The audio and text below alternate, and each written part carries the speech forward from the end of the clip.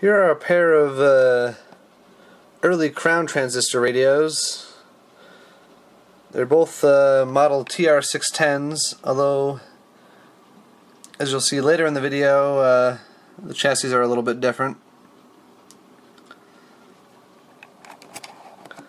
I've had this one for several years, and I picked up this one more recently.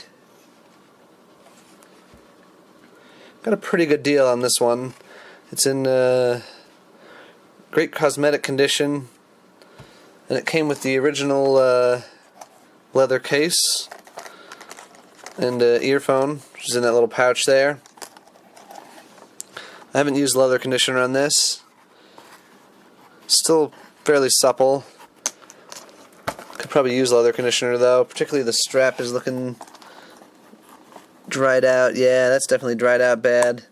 So I should condition that next time I'm doing a batch of cases. And there's the Crown branded earphone.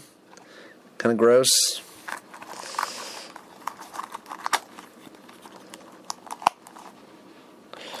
As I said before, earphones are generally mint and unused or pretty disgusting. That one's the second category. Anyway, let's hear this one play. This one's been electrically repaired by me.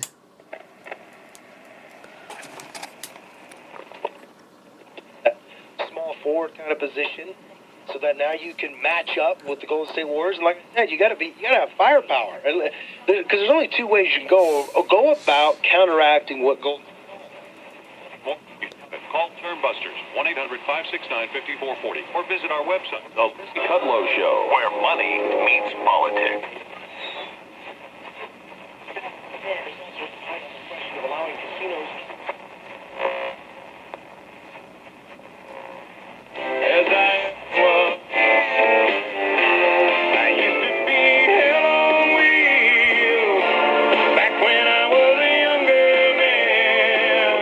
Now my body says that you can't do this, boy.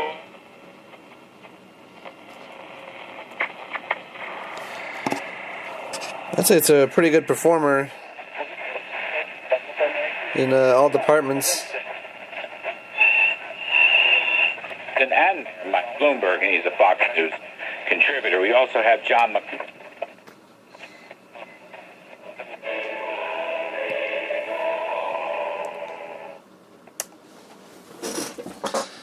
Now here's the other one. If it will cooperate. It's a little intermittent because of the corroded battery holder.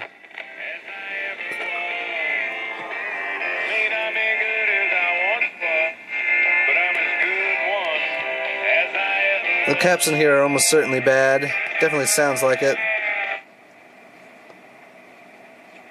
A guy that, but Russell started off a little slow. I mean, a little slow. He was barely an afterthought his freshman year at UCLA. I understand. I know he was an that is the most likely outcome. Not as sensitive as the other one, but that's not too surprising.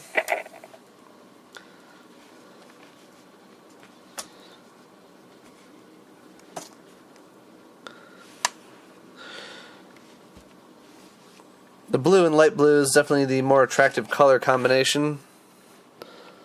And this was available in a variety of colors. I don't know the other combos off the top of my head. You can see this one's got a little chip on the bottom and rust on the handle. But it looks great from the front. This one's got some discoloration of the plastic. I believe this is actually Plascon. Not 100% sure, but it definitely feels like it. It's definitely a thick, early, brittle plastic.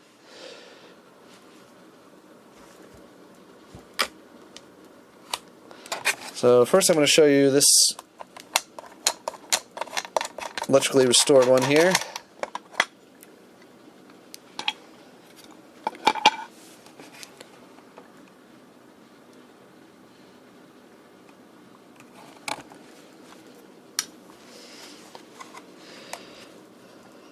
Because this is a interesting early chassis, I decided to use mostly axial style capacitors. fitting with what this radio originally had. I did use one radial there. I didn't have any axial 6.8s, and it would be kind of silly to use one in a vertical position like that. That one's new old stock, probably from the 70s or 80s. I don't normally do that, but I didn't have any other axial 200 millifarads, and it still tested good, so it'll probably be fine for another decade or so.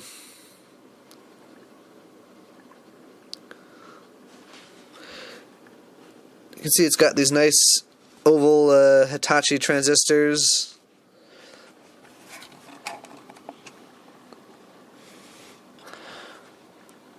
Based on those, the tuning cap, and the early style speaker, you've got a fairly early Japanese transistor radio. The rubber bands holding the antenna in were broke, so I just tied the antenna back in there with dial cord.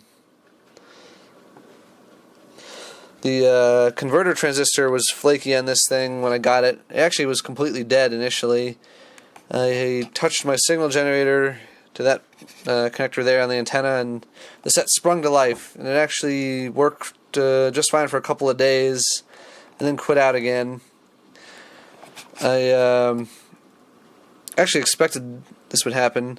When I desoldered this transistor and tested it, it tested okay, and when I put it back in, the radio's been playing fine since. Sometimes the heat of desoldering these transistors reconnects a flaky connection. Who knows how long that'll last for, but at least it cooperated for this video. The last time it quit out, I was trying to do a video on that set actually, so yep, thankfully it didn't happen this time. Now you'll notice that this chassis here is got a different complement of transistors, but is otherwise nearly the same. This one has American-made RCA transistors. It's a 2N411 there, in case you ever need to replace the converter on one of these. Output transistors are 2N407s. That's the, I believe, successor to the 2N109.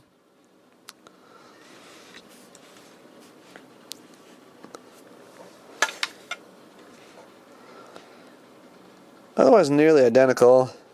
I believe these are paper caps here, so that's not particularly great.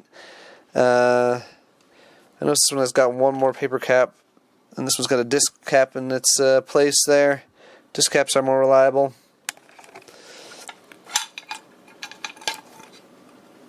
Now the blue one does not seem to have a serial number actually.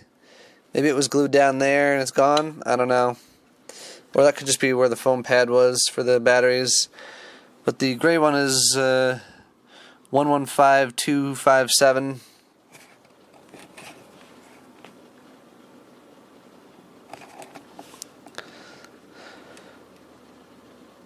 The caps in this one and in this one have no real markings other than their, voltage and capacity.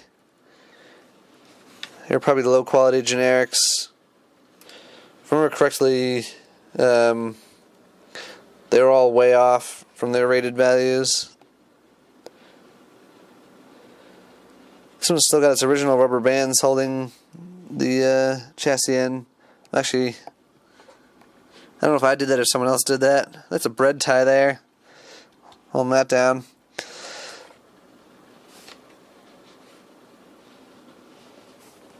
Yep, maybe one of you guys knows how to figure out the date on these things, but I don't really see any useful markings, so I can't really say.